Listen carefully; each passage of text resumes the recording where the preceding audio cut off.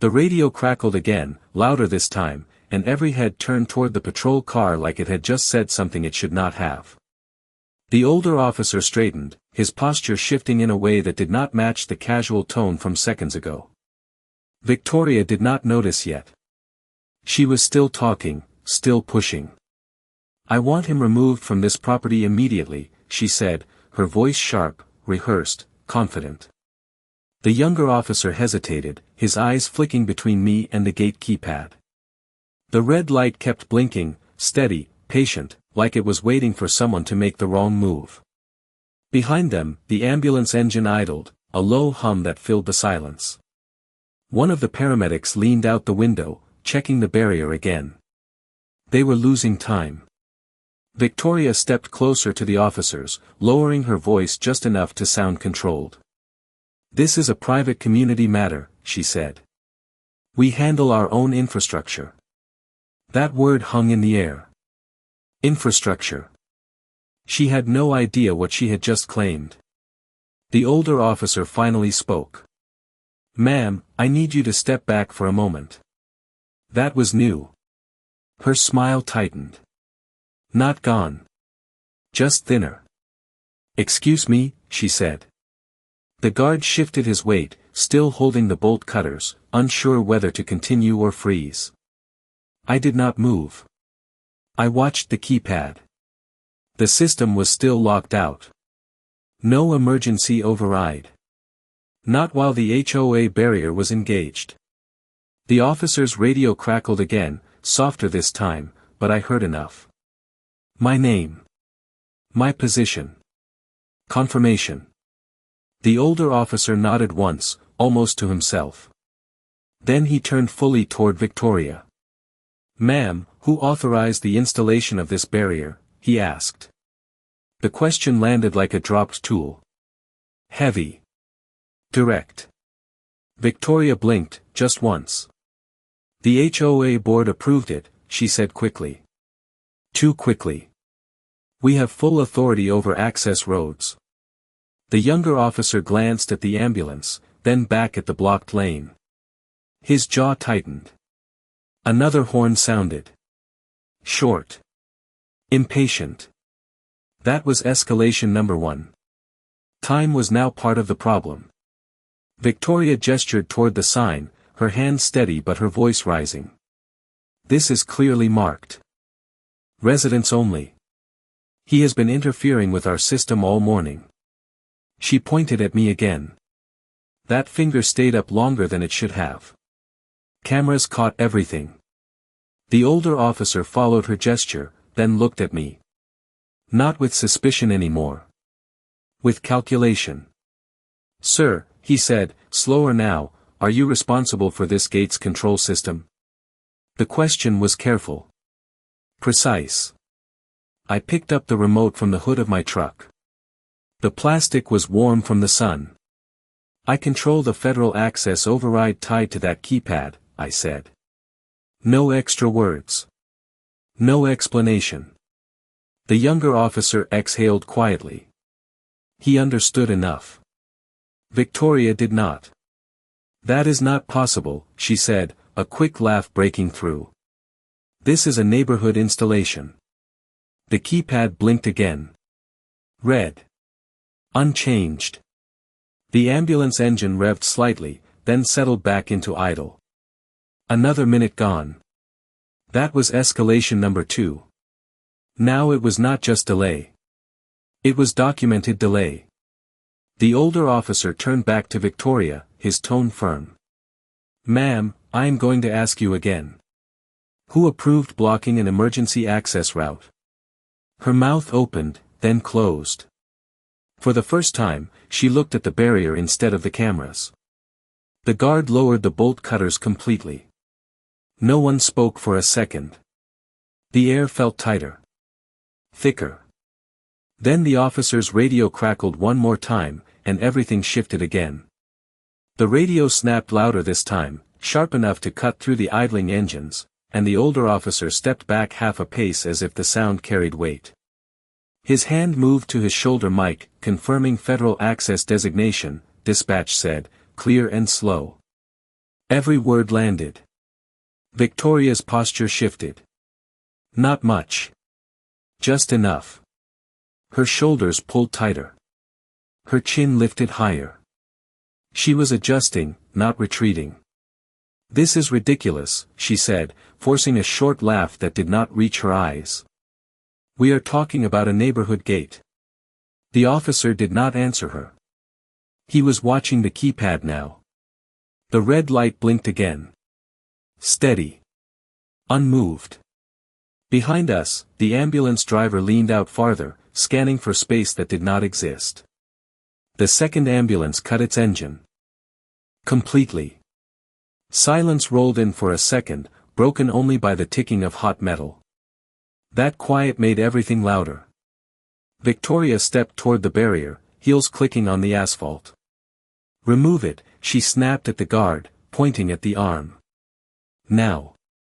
The guard hesitated. His grip tightened on the bolt cutters, but he did not move. That hesitation was new. It spread like a crack through the scene. The younger officer noticed it too. His hand dropped from his belt.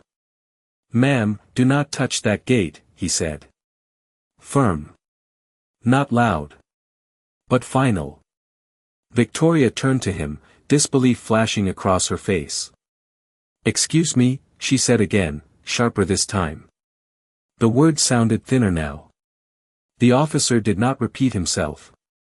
He just held her gaze. The authority had shifted, and everyone could feel it. I picked up the remote again, turning it once in my hand.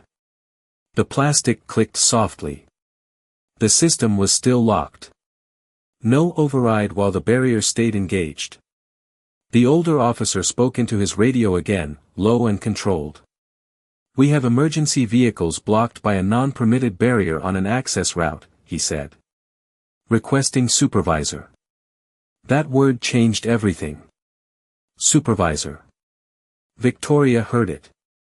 Her eyes flicked toward the patrol car, then back to me. For the first time, she was calculating instead of performing. "There is no emergency," she said quickly, gesturing toward the ambulances. "They can use the main entrance." One of the paramedics shook his head from the driver's seat. "Just once." Small. But visible. The main entrance was already backed up. Everyone knew it. The younger officer followed that glance, then looked at the line of vehicles stretching beyond the curve. Another minute gone. Another delay recorded. The red light blinked again. Still locked. The air felt heavier now, like a storm pressing down without wind. Victoria crossed her arms, tighter than before. "This man altered a system he does not own," she said, pointing at me again, but the gesture lacked the earlier certainty. The older officer finally turned back to her. "Ma'am, this is no longer an HOA matter," he said. Each word spaced. "Controlled. You may have interfered with a regulated access route." The phrase hung in the air. Interfered. Regulated. Not neighborhood language. Not HOA language. Victoria's lips parted slightly. No words came out. The guard lowered the bolt cutters completely. Metal touched asphalt with a dull sound. Even the neighbors had stopped whispering. Phones were still up. Recording everything. I looked at the keypad again.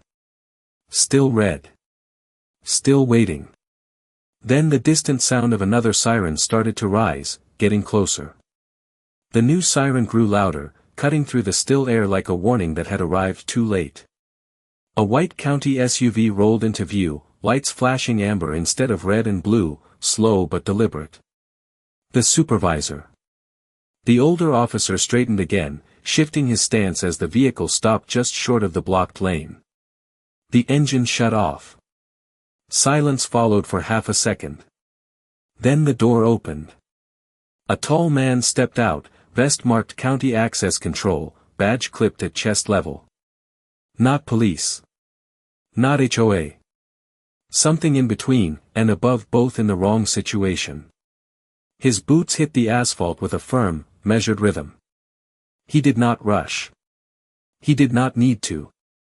Victoria turned toward him immediately, her posture snapping back into place like she had found her footing again. Finally, she said, stepping forward, voice rising with renewed confidence. "We have an unauthorized individual interfering with our property and," the supervisor raised one hand. "Not aggressive. Just enough." She stopped mid-sentence. That alone shifted the air again. He looked past her first. Straight at the barrier. Then at the ambulances. Then at the keypad. His eyes paused there a second longer than anywhere else. That detail mattered.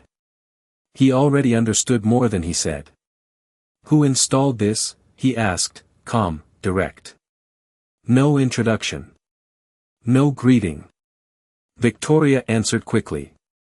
"The HOA board approved it for resident safety," she said, her tone controlled but tight at the edges. The supervisor nodded once, like he had expected that answer. Then he turned slightly toward the older officer. "How long have emergency vehicles been blocked?" he asked. The officer checked his watch. "Approximately 12 minutes, he said. 12 minutes. The number hung heavier than anything else so far. Time was now measurable. Documented. Victoria inhaled sharply. "They could have used the main entrance," she said again, but the words lacked force this time. The supervisor did not respond to her. He stepped closer to the keypad, leaning in just enough to read the small federal compliance tag mounted beneath it. His fingers hovered near it but did not touch. That restraint was deliberate. He knew what he was looking at. The red light blinked again. Steady. Unchanged. He straightened and turned toward me. "You control the override?" he asked. His voice was neutral, but precise. I held up the remote slightly. "Yes," I said. No explanation. He gave a short nod. Then he looked back at the barrier arm, then at the bolt cutters resting on the ground. "Do not cut that," he said, without raising his voice. The guard stepped back immediately. No hesitation this time. That command landed where Victoria's had not. She turned to the supervisor, frustration breaking through. "We have authority over this road," she said, her voice sharper now. "This is private property." The supervisor finally faced her fully. "This connects to a regulated emergency route," he said. Each word slow. Clear. "You cannot obstruct it." The difference in language was unmistakable. Not a suggestion. Not a debate. A boundary. Victoria opened her mouth, then stopped. For a moment, she had no prepared response. That moment stretched. The ambulances remained still. Engines humming. Waiting. The supervisor took a small step back, giving himself space to see the entire scene. "We are going to resolve this now," he said. His eyes moved from the barrier to the keypad, then to me. Then back to Victoria. Something in that look made her shift her weight again. The confidence was slipping. The red light blinked once more. Then the supervisor reached for his radio, and the tone of the situation changed again. The supervisor lifted his radio slowly, thumb pressing the side button with a quiet click that sounded louder than it should have. "County Control, I need verification on emergency route designation for Briar Glen secondary access," he said, voice steady, measured. The channel answered almost immediately, crisp and official. "Route confirmed. Federal override linked. Obstruction not permitted." The words echoed across the open space, not loud, but impossible to ignore. Victoria blinked again, slower this time. The sentence had landed. She looked at the barrier, then at the ambulances, then back at the supervisor like she was searching for a version of this that made sense to her. "There must be some mistake," she said, her voice lower now, but tighter. The supervisor did not respond right away. He let the silence sit. It pressed against everything. The idling engines. The flashing lights. The phone still recording.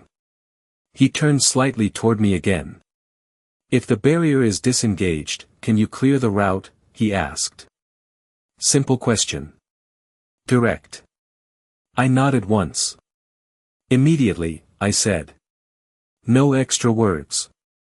The younger officer shifted his stance again, tension easing just a fraction. The older one watched Victoria. Waiting. She inhaled sharply, then forced a smile that did not hold. We installed that barrier for safety, she said, trying to regain ground. We had complaints. Traffic issues.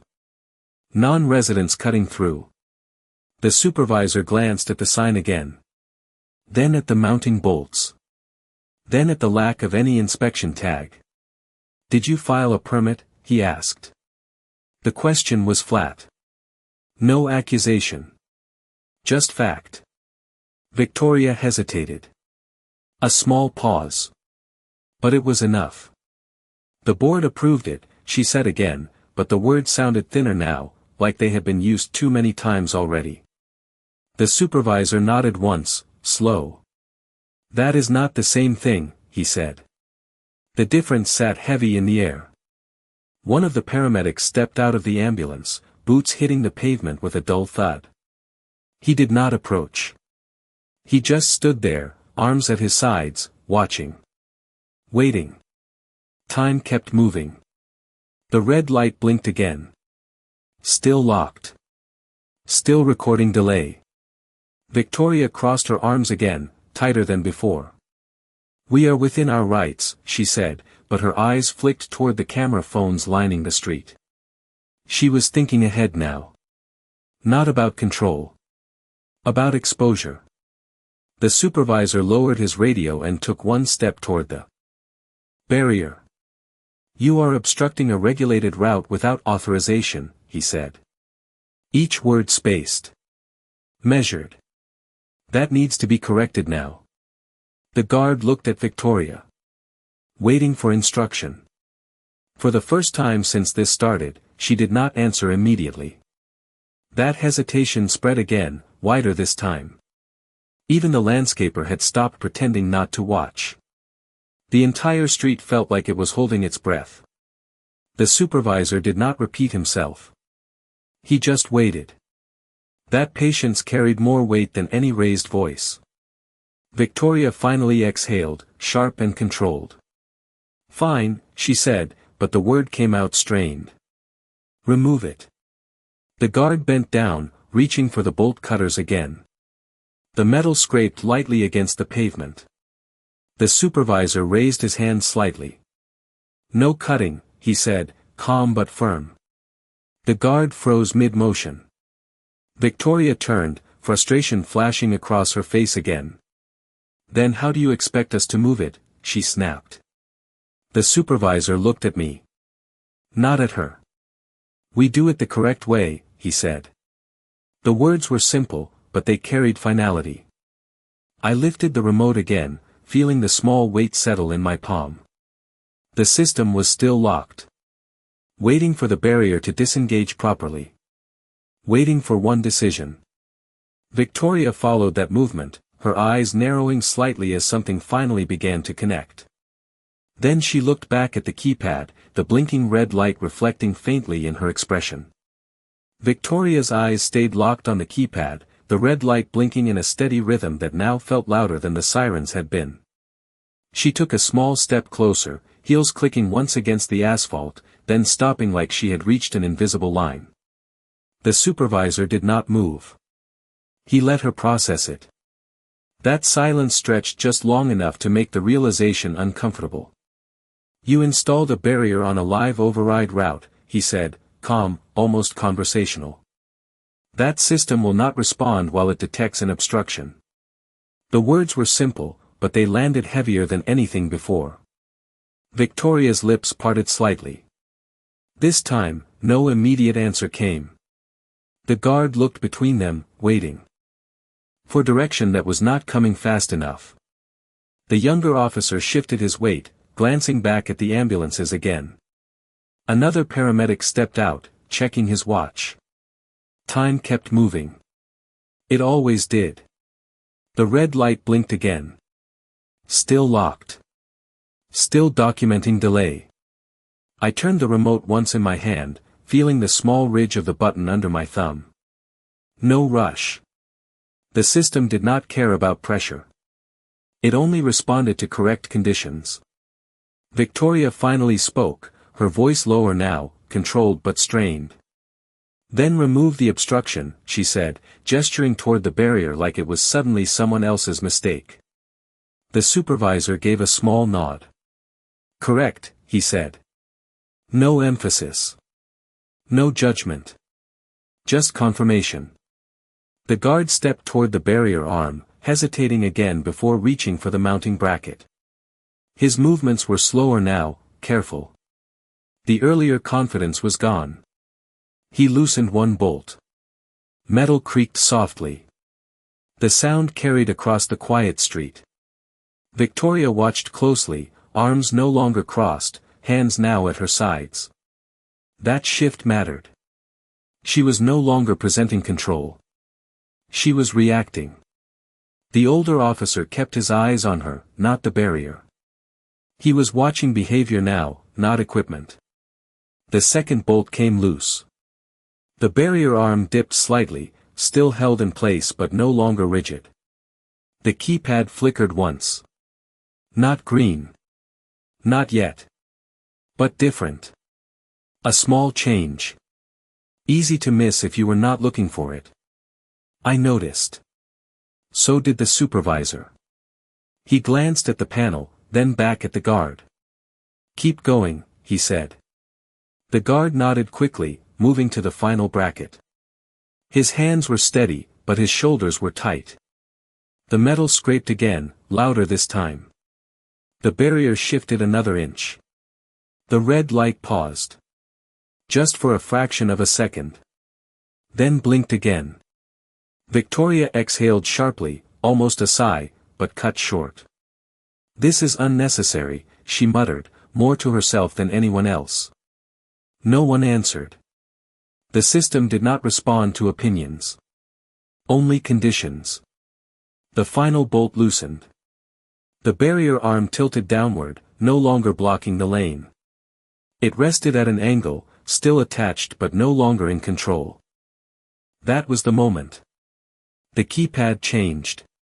Red to amber. Not open. But transitioning. The supervisor watched it closely, then looked at me. A single nod.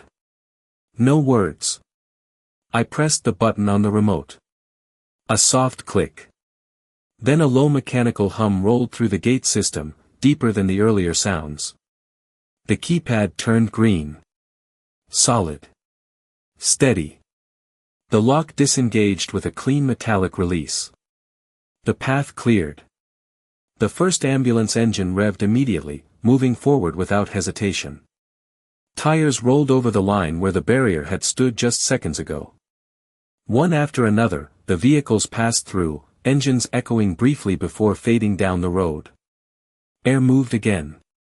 The tension shifted. The street breathed. Victoria stood still, watching it happen, her expression caught somewhere between disbelief and calculation. The supervisor lowered his radio, eyes still on the cleared route.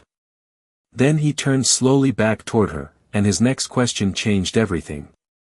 The last ambulance disappeared down the road, its siren fading into the distance, leaving behind a silence that felt heavier than before. The green light on the keypad stayed steady, calm, like nothing had ever been wrong. The supervisor watched the cleared lane for a second longer, then turned back to Victoria. His expression had not changed, but the tone of the moment had. Who authorized this installation? He asked again, slower this time. The question was not about the barrier anymore. It was about responsibility. Victoria straightened slightly, pulling her shoulders back, trying to rebuild something that had already cracked. The HOA board approved it, she said, repeating the line she had used all morning. But now it sounded rehearsed. Thin. The supervisor nodded once, then tilted his head just enough to signal something else. Names, he said. One word. Direct. Victoria paused. That pause stretched longer than any before. The neighbors across the street shifted, phones still raised, capturing every second. The older officer glanced at the supervisor, then back at Victoria, waiting. The younger officer remained still, his attention now fully on her. The focus had shifted completely. I leaned lightly against my truck, the remote still in my hand, watching the scene unfold without stepping in. No need. The system had already spoken. Victoria inhaled, then gave a tight smile. We can provide that information later, she said, her voice controlled but losing its earlier edge. The supervisor did not respond immediately. He looked at the barrier arm now hanging loose, then at the exposed mounting points, then at the sign planted beside it. This was installed without permit, without inspection, and it obstructed a regulated route, he said. Each point landed like a step. Measured. Final. Victoria's smile faded. Not completely. But enough. We acted in the interest of community safety, she said, her tone shifting toward justification now. The supervisor held her gaze. You created a delay in emergency access, he said. No raised voice. No added weight. Just fact. The older officer shifted slightly, pulling out a small notepad. The scratch of pen on paper sounded loud in the quiet street. That sound changed things again. Documentation had started. Victoria noticed. Her eyes flicked to the notepad, then back to the supervisor. This is being taken out of context, she said quickly. There was no harm done. The supervisor glanced down the road where the ambulances had disappeared, then back at her. Time matters, he said. Short. Simple. The words hung there. No one argued with that. The guard stepped back another pace, putting distance between himself and the barrier. He was no longer part of this. The landscaper had lowered his phone, but he was still watching. Everyone was. Victoria shifted her weight again, her heels scraping lightly against the pavement. The confidence was gone now, replaced by something tighter. Controlled. Careful. What happens now? She asked, the question coming out quieter than anything she had said before. The supervisor lowered his radio to his side and looked directly at her. Not past her. Not around her. At her. Now we document, he said. The word landed clean. Final. The older officer continued writing, each line steady. The younger one watched Victoria without blinking.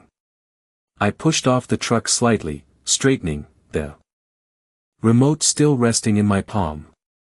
The green light on the keypad stayed solid. Stable. But the situation was not. Victoria glanced at me, just for a second, like she was finally trying to understand where she had miscalculated.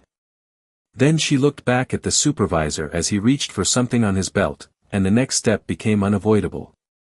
The supervisor's hand moved to his belt, not fast, not dramatic, just deliberate, and he pulled out a small black device with a screen that lit up instantly. Not a weapon. Not even close. A compliance scanner. The kind used for documenting violations tied to regulated infrastructure. That detail mattered more than anything else in that moment. Victoria saw it and froze for half a second. Her eyes tracked the device, then flicked to the notepad in the officer's hand, then back to the keypad still glowing green behind me. She was connecting the pieces now. Too late, but she was connecting them. This is unnecessary, she said again, but the words came out quieter, thinner, like they had lost their foundation. The supervisor did not look at her. He aimed the scanner at the mounting bracket where the barrier had been attached. A soft beep. One capture. Then another, angled toward the sign. Another beep. Each sound marked something official. Logged. Time stamped. Not opinion. Not argument. Record. The older officer paused his writing just long enough to glance at the device, then continued. The rhythm of pen on paper did not stop. Victoria took a step forward, then stopped herself. That hesitation was new. She was no longer leading. She was trying to catch up. We can correct this, she said, her voice shifting again, searching for a tone that still worked. We can remove the structure entirely. There is no need to escalate. The supervisor lowered the scanner slightly, finally turning toward her. It is already escalated, he said. Calm. Flat. No emotion attached. That was worse. The neighbors across the street leaned in a little more, phones steady, capturing every word. One of them whispered something, but it did not carry. The street had settled into a quiet that amplified everything important and erased everything else. I stayed where I was, the remote still resting in my hand, watching the sequence play out exactly as expected. The system had done its job. Now the rest followed. The supervisor lifted the scanner again, this time toward the keypad housing. Another soft beep. He checked the screen, then tapped it once, confirming the entry. Unauthorized modification of a regulated access route, he said, almost like he was reading it aloud for the record. Victoria shook her head slightly. We were improving safety, she said, but the sentence did not finish strong. It faded before it landed. The younger officer shifted his stance again, this time stepping slightly to the side, giving the supervisor a clear line of view. That small movement said everything. The chain of authority was set. Victoria was no longer at the top of anything here. The supervisor reached into his vest and pulled out a folded document pad. Not a ticket. Not exactly. Something heavier. He flipped it open, the paper making a crisp sound in the still air. I need identification, he said, looking directly at her. No room for interpretation. Victoria blinked again, slower this time, then reached into her bag with a controlled motion. Her hand was steady, but the timing was not. Too delayed. Too measured. She handed over her identification. The supervisor took it without comment, glancing down briefly before writing something on the form. The pen moved with the same steady rhythm as the officer's earlier notes. No pauses. No second guesses. The guard had stepped even farther back now, almost out of frame, like he understood he was no longer part of this situation. The landscaper lowered his phone completely, but his eyes stayed fixed. Everyone knew this was no longer about a gate. The supervisor tore the top sheet from the pad with a clean motion and held it for a second before handing it to Victoria. She did not take it immediately. That pause stretched just long enough to matter. Then she reached out, fingers closing around the paper. Her expression shifted again, something sharper this time, something that looked like realization settling in fully. She glanced down at the document, eyes scanning the first line, then the second, and her breath caught just slightly as she reached the part that changed everything. Victoria's eyes moved across the paper slower than before, each line taking longer to process than the last. The first line tightened her jaw. The second made her shoulders drop just slightly. By the third, the confidence she had carried all morning was gone. Not cracked. Gone. She looked up at the supervisor, then back down again, like she needed to confirm it had not changed in the last second. It had not. The street stayed quiet. No engines. No sirens. Just the faint hum of distant traffic and the soft rustle of leaves along the curb. Even the keypad seemed quieter now, its green light steady and calm. The supervisor did not rush her. He stood there, patient, letting the weight of the document settle exactly where it needed to. You are being cited for unauthorized obstruction of a regulated access route and installation without permit, he said, not reading from the paper, but stating it clearly enough for everyone to hear. The words carried across the street. The neighbors did not speak, but their phones stayed up. Victoria inhaled slowly, then folded the paper once, too carefully, like precision could change what it said. "This can be reviewed," she said, her voice returning to something controlled, but lower now. "We can challenge this." The supervisor gave a small nod. "You can," he said. "No argument. No resistance. Just fact." That answer did not give her anything to push against. The older officer closed his notepad with a soft snap, the sound marking the end of documentation. The younger one stepped back slightly, his posture relaxed now, no longer anticipating escalation. It was over. Not loud. Not dramatic. Just finished. Victoria looked around the street, taking in the faces, the cameras, the quiet. She saw the barrier hanging loose. The exposed bolts. The cleared lane. Every piece of it now part of a record she could not rewrite. Her eyes landed on me for a second longer this time.